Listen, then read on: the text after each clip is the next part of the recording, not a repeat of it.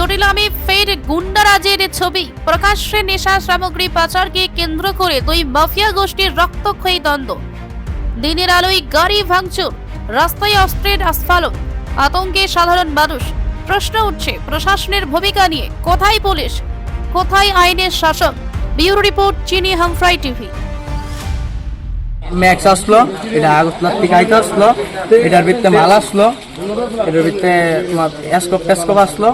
এই গাড়িটা যাইতে আসতো সোনামুরা যাইতে আসতো দেখা এটা বাইপাস একটা টমটমরে বাড়ি দিয়েছে। টমটমের ভিতরে উপরে ওই জাংলার প্লাইউডের মালটাল আসলো, এটা বাড়ি দিয়ে ফালাই দিয়েছে। আবার সিপাহীজলা এই ফার্স্ট গেটের সামনে একটা বাইকুলার বাড়ি দিয়ে আইছে, বাড়ি দিয়ে আইয়া চলিলাম বাজারের দিকে ঢুকতে গেছিলো।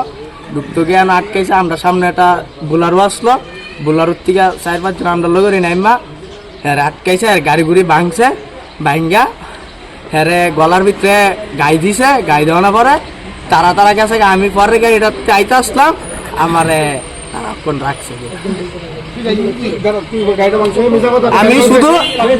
আমি শুধু এই যে আয়নার গ্লাসটা আসলো, এটার ভিতরে খালি ভাঙছে। আমি এর দুই করছি। আর বাকি যে বুলারটার থেকে যে নামছে, নামানোর পরে ওই হ্যাঁ গাড়ির থেকে পিছন থেকে চাকু টাকু নামাইছে। নামাই হ্যারে প্রচন্ড মাত দূর করছে। গাড়টা নাম রয়েছে তুষার দেবনাথ। আর বাড়ি সম্ভবত নামবাজার, কিন্তু বাবার নামটা কইতে পারি না।